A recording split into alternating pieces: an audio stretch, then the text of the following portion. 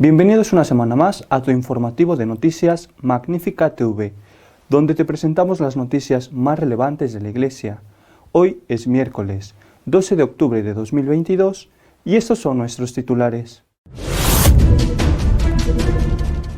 El Papa ha hecho una nueva petición a los presidentes de Rusia y Ucrania para que negocien y pongan fin a la guerra entre los dos países. El cardenal Koch ha criticado el sínodo alemán y lo ha comparado con la rendición a la ideología nazi de muchos católicos alemanes. El cardenal Eijk ha pedido al Vaticano que ordene a los obispos belgas retirar el ritual para bendecir uniones homosexuales que acaban de aprobar. Ortega, el dictador nicaragüense, ha atacado al Papa y a la Iglesia, acusándola de ser una organización dictatorial en la que no hay democracia. El arzobispo de Montevideo, cardenal Sturla, ha criticado la ley de la eutanasia aprobada en el Congreso de Uruguay por considerarla inhumana. Una vez más, el Papa ha pedido a los presidentes de Ucrania y Rusia que pongan fin a la guerra y que se sienten a negociar. El Papa Francisco, preocupado por la amenaza nuclear y la escalada militar del conflicto en Ucrania, ha hecho un fuerte llamamiento al alto al fuego y a la búsqueda de un acuerdo de paz que satisfaga a las partes. Este enésimo llamamiento del sucesor de Pedro es un apremiante apelo a los implicados en esta guerra, pero también a la comunidad internacional para que busque negociaciones capaces de conducir a soluciones no impuestas por la fuerza, sino consensuadas, justas y estables. El curso de la guerra en Ucrania se ha vuelto tan grave, devastador y amenazador que es motivo de gran preocupación, dijo el pontífice. De hecho, esta herida terrible e inconcebible de la humanidad, en vez de cicatrizarse, sigue sangrando cada vez más con el riesgo de agrandarse. Me afligen los ríos de sangre y lágrimas derramados en los últimos meses. Me duelen los miles de víctimas, especialmente niños, y las numerosas destrucciones que han dejado a muchas personas y familias sin hogar y amenazan con el frío y el hambre a vastos territorios, añadió. ¿Qué más tiene que pasar? ¿Cuánta sangre debe correr aún para que entendamos que la guerra nunca es una solución, sino solo destrucción? En nombre de Dios y en nombre del sentido de humanidad que habita en cada corazón, renuevo mi llamamiento para que se llegue inmediatamente a un alto al fuego, concluyó. Para el cardenal Koch, algunos aspectos del sínodo alemán pueden compararse con la rendición de muchos católicos alemanes a la ideología nazi. El cardenal Koch, presidente del Dicasterio para la Unidad de los Cristianos, ha comparado algunos aspectos del sínodo alemán con la conducta de muchos católicos alemanes que aceptaron la ideología nazi. Esta comparación ha molestado a los obispos alemanes. Tras las palabras del cardenal Koch, el presidente de los obispos alemanes, Monseñor Batzing, exigió al cardenal que se retractara y amenazó con denunciarle ante el Papa por considerar ofensiva e injusta la comparación. Posteriormente, Koch y Batzing se reunieron en Roma y el cardenal pidió perdón por si sus palabras habían molestado a alguien, alegando que nunca quiso decir que el sínodo alemán fuera comparable con la ideología nazi. El cardenal habría asegurado de manera creíble al obispo que la comparación que usó entre los debates teológicos en el camino sinodal y los acontecimientos que rodearon a los así llamados cristianos alemanes durante la era nazi de ninguna manera quiso relacionar el camino sinodal con el nazismo. Tras la aprobación por parte de los obispos belgas de un ritual para bendecir uniones homosexuales, el arzobispo de Utrecht, cardenal Eijk, ha pedido al Papa que lo prohíba. En un artículo publicado en la Nueva Bússola Quotidiana, el cardenal y arzobispo de Utrecht, Monseñor Eijk, ha reclamado que las autoridades eclesiales competentes pidan a los obispos flamencos que han aprobado oraciones de bendición a parejas homosexuales que retiren su declaración. En su artículo, el cardenal holandés explica lo que han hecho los obispos flamencos y el cardenal Joseph de Kessel, los prelados belgas, una nueva pastoral de atención a los homosexuales contraria a la moral católica, instituyendo una oración de bendición a las parejas del mismo sexo. La declaración de los obispos flamencos, en la que permiten la bendición de las parejas del mismo sexo y además proporcionan un modelo litúrgico para ello, encuentra objeciones éticas intrínsecas, contradice radicalmente una reciente sentencia de la Congregación para la Doctrina de la Fe y conlleva el riesgo de que pueda conducir a los católicos a opiniones sobre la moralidad de las relaciones entre personas del mismo sexo que son contrarias a la enseñanza de la Iglesia. Por ello, los católicos que aceptan la doctrina de la Iglesia, también en materia de moral sexual, esperan fervientemente que los obispos flamencos reciban pronto una petición de las autoridades eclesiásticas competentes para que retiren su declaración y que ellos la cumplan. Ortega, el sanguinario dictador nicaragüense, que mantiene preso a un obispo y a varios sacerdotes, ha acusado a la Iglesia de ser una organización dictatorial. El presidente de Nicaragua, Daniel Ortega, ha atacado a la Iglesia Católica, a la que acusó de no practicar la democracia y de ser una dictadura y una tiranía perfecta. Durante un acto en ocasión del 43 aniversario de la Policía Nacional y transmitido en cadena de radio y televisión, Ortega también acusó a la Iglesia Católica de haber utilizado a sus obispos en Nicaragua para dar un golpe de Estado a su gobierno en el marco de las manifestaciones que estallaron en abril de 2018 por unas controvertidas reformas a la seguridad social. ¿Desde cuándo los curas están para dar golpe de Estado y desde cuándo tienen autoridad para hablar de democracia?, cuestionó el líder sandinista. ¿Quién elige a los curas, a los obispos, al papa, a los cardenales? ¿Cuántos votos? ¿Quién se los da?, continuó. Ortega dijo que si la Iglesia Católica quiere hablar de democracia debería empezar por elegir con el voto de los católicos al papa, a los cardenales, a los obispos, a los sacerdotes, sino que todo es impuesto, es una dictadura, la dictadura perfecta, es una tiranía, la tiranía perfecta. El gobierno de Nicaragua impuso una nueva querella a otro sacerdote el 5 de septiembre sin que haya precisado el delito que se le imputa.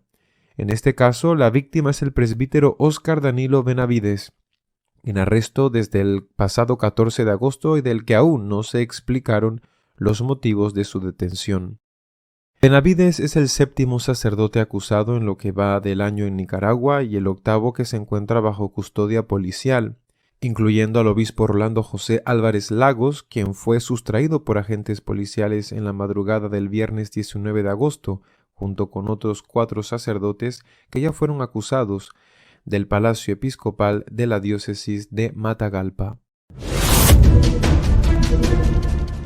El cardenal Sturla, de Uruguay, ha criticado la ley de eutanasia que ha aprobado el Congreso de su país, acusándola de inhumana.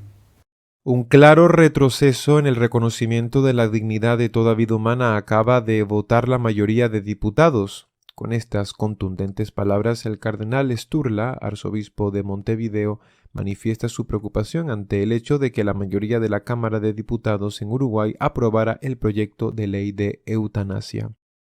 Avanza la cultura del descarte y de la muerte, añade Sturla, una preocupación de la que se hacen eco otros obispos del país, como Monseñor Sanguinetti, obispo emérito de Canelones, quien antes del inicio de la discusión escribió que los que tienen que defender a los débiles permitirán que los habitantes de este suelo se separen entre los que se pueden matar y los que no. Por su parte, en una reflexión en vídeo, Monseñor Jaime Fuentes, obispo emérito de Minas, afirma que esta es una expresión más de la falta de amor a la vida que quisiéramos que se viviera en nuestro país. Nuestro editorial de esta semana está dedicado a reflexionar sobre la pretensión de que la opinión pública sea más importante que la escritura o la tradición. Las palabras del cardenal Koch, que es el presidente del Dicasterio para la Unidad de los Cristianos, han molestado mucho a los catoprotestantes alemanes. En realidad, lo que el cardenal ha dicho, que es la causa de su enfado, es que no se puede aceptar una nueva fuente de revelación, que sería la opinión pública. Además de la escritura y la tradición, la nueva teología de la nueva Iglesia reclama esa nueva fuente de revelación. Lo que diga la gente es palabra de Dios. Lo que opine la mayoría, lo que opine el pueblo, eso es más importante que la escritura y que la tradición. Y tanto escritura como tradición tienen que estar supeditadas a la opinión pública. La excusa que han puesto esos catoprotestantes alemanes para enfadarse es que el cardenal Koch comparó, sin hacer una comparación exacta, pero de alguna manera comparó lo que está pasando con el sínodo alemán con lo que sucedió con una parte de la Iglesia Católica en la época nazi, cuando esa parte de la Iglesia Católica se dejó o se sometió voluntariamente o se dejó someter a los dictados del partido nazi. Bueno, pues eso ha puesto nerviosísimo al presidente de los obispos alemanes, que ha amenazado incluso con denunciar al cardenal Koch ante el Papa. Al final parece que se ha llegado a una reconciliación y yo creo que eso habla por sí mismo de la fuerza que tiene cada uno. En cualquier caso, lo que de verdad ha molestado no es una comparación traída por los pelos que el propio cardenal Koch ha dicho que no era esa su intención, sino que es denunciar la esencia de la nueva teología. Hay una tercera fuente de revelación. Dios habla a través del pueblo. O dicho de otra manera, Dios habla a través de la opinión pública, que como todos sabemos es facilísimamente manipulable. Es una manera de poner a la Iglesia no solo en función de los intereses del mundo, sino someterla claramente a lo que quieren los políticos o los señores del mundo, que son los que mueven esa opinión pública, especialmente a través de los medios de comunicación. Pero ¿cómo hemos llegado a esto? ¿Cómo es posible que haya tantos importantes obispos y tantos sacerdotes que estén a favor de esto? ¿Qué nos ha pasado para llegar a desear el sometimiento de la Iglesia al mundo? ¿Qué nos ha sucedido? Y más grave todavía, ¿cómo es posible que tantísimos católicos practicantes estén de acuerdo con ello? Seguramente no soy el único que ha escuchado reiteradamente frases como esta. La Iglesia tiene que modernizarse. La Iglesia tiene que ponerse al día. La Iglesia está anticuada. Cuando dicen estas cosas no están refiriéndose a que la Iglesia tenga que utilizar mejor los nuevos medios de comunicación para evangelizar. Están diciendo precisamente que la Iglesia tiene que someterse a la opinión pública y que lo que la gente opine, repito, cambiante y manipulable, es lo que en cada momento tiene que aceptar la Iglesia. ¿Cómo piensan ellos, los sacerdotes, muchos obispos?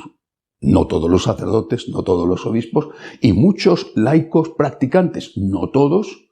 Ellos piensan que la Iglesia, para sobrevivir y para modernizarse, tiene que adaptarse y someterse. Insisto, ¿cómo hemos podido llegar a esto? ¿Y qué hay detrás de ello, aparte del interés del mundo en que la Iglesia deje de ser la conciencia crítica? En una ocasión, casi al principio de su pontificado, el Papa Benedicto XVI dijo: lo que antes sabían los niños, hoy ya no lo saben los ancianos. Y llamaba entonces ya a hacer un esfuerzo por la formación del pueblo de Dios. Un esfuerzo que la mayoría no ha escuchado. ¿Pero por qué dijo eso el Papa Benedicto? Porque durante décadas, en muchos sitios, la catequesis no era vamos a aprender lo que enseña la Iglesia, vamos a aprender lo que dice la palabra de Dios, vamos a aprender lo que enseña el Señor. La catequesis era, ¿a ti qué te parece? Pues a mí me parece que, tanto con los niños como sobre todo en las catequesis de confirmación, a mí me parece que este era el criterio esencial. ¿A ti qué te parece? ¿Qué opináis vosotros? Preguntaba el catequista. ¿Alguien se imagina que en una clase de matemáticas en los primeros grados o en una clase de matemáticas en la universidad, en la licenciatura de ciencias exactas, el profesor preguntara, vamos a ver, a los pequeñitos, vamos a ver, 2 y 2, ¿cuántas son? ¿4, 25, 87? Es absurdo. Bueno, pues eso es lo que ha estado pasando durante muchos años en muchos sitios de la Iglesia. La formación no existe más. Ese pueblo de Dios es un pueblo de Dios desarmado y que cae fácilmente en manos de todas estas presiones que le circundan y que le llevan a decir, sin darse verdaderamente cuenta de lo que dice, la Iglesia tiene que modernizarse, tiene que hacerse moderna, es decir, tiene que aceptar lo que enseña el mundo. En América, desde hace años, se dice católico ignorante, seguro protestante, y se refieren con esa frase a lo que pasa con muchos católicos que no tienen formación y que abandonan su fe católica para hacerse de una u otra secta. Yo creo que esta frase hoy en día se puede aplicar aún con más exactitud a lo que está sucediendo dentro de esos católicos bautizados practicantes que siguen yendo a misa, incluso que siguen comulgando y que piden la modernización de la Iglesia. Hay una ignorancia inmensa, porque de lo que no se dan cuenta es de que cuando se reclama que el mundo sea la voz del mundo, la opinión pública, lo que diga la gente sea la primera y más importante fuente de revelación, en función de lo cual se va a decidir qué es verdad y qué es falso, qué es bueno y qué es malo, lo que no se dan cuenta es que están negando la divinidad de Jesucristo. Si Jesucristo está anticuado y hay que ponerlo al día, si sus enseñanzas tienen que ser superadas, por ejemplo, en el tema del divorcio, o si las enseñanzas de San Pablo tienen que ser reducidas en todo aquello que incomoda al mundo, por ejemplo, en el tema de la homosexualidad, o si la tradición, empezando por nuestro Señor Jesucristo, tiene que ser dejada de lado en aquello que molesta al mundo, por ejemplo, el sacerdocio femenino, y el resto. Si todo eso lo tenemos que hacer, significa que nuestro Señor no es Dios. Porque si es Dios, ¿cómo van a estar anticuadas sus enseñanzas? Si es Dios, sus enseñanzas son para siempre y somos nosotros los que tenemos que adaptarnos a Él y no reclamar que sea Él el que se adapte a nosotros o que se adapte al mundo. Yo creo que esa inmensa mayoría de católicos practicantes que reclaman que la Iglesia se modernice y que adapte su moral, sobre todo la moral sexual de la familia y de la vida, que adapte su moral al mundo, lo dicen sin darse cuenta de que están negando la divinidad de Cristo. Pero lo dicen negando la divinidad de Cristo porque no se les ha formado. Porque durante años, insisto, se ha hecho una catequesis autorreferencial donde lo que importaba no era lo que enseña el Señor, lo que enseña la Escritura. Lo que importaba era lo que a cada uno le parece. Estas son las consecuencias de todo aquello. ¿Qué tenemos que hacer? Hay que volver a empezar. Hay que volver a empezar intentando rescatar lo que todavía es rescatable. Porque realmente, como dijo en una ocasión el Papa Benedicto, la barca parece que se está hundiendo. El agua está ya dentro y parece que estamos a punto de naufragio. Bueno, pues habrá que rescatar lo que se pueda rescatar volviendo a empezar. Volver a empezar significa ir a lo esencial. Cristo es Dios. Cristo es hombre. La Virgen María, la Santísima Virgen María, es Madre de Dios, es la Inmaculada Concepción, es la siempre Virgen, es la que está en el cielo. Nuestro Señor, la Santísima Virgen, la Escritura, la tradición, la espiritualidad, la formación. Ahí es donde tenemos que poner ahora el acento. salvar lo que se pueda salvar en medio de esta confusión, el máximo de lo que se pueda salvar. Hay que volver a empezar, con espiritualidad y con formación. Pasará lo que tenga que pasar, que yo no lo sé. Tengo mucho miedo, pero no lo sé. En manos de Dios estamos, pero nuestra parte tenemos que hacerla. Volver a empezar con espiritualidad y con formación. Que así sea.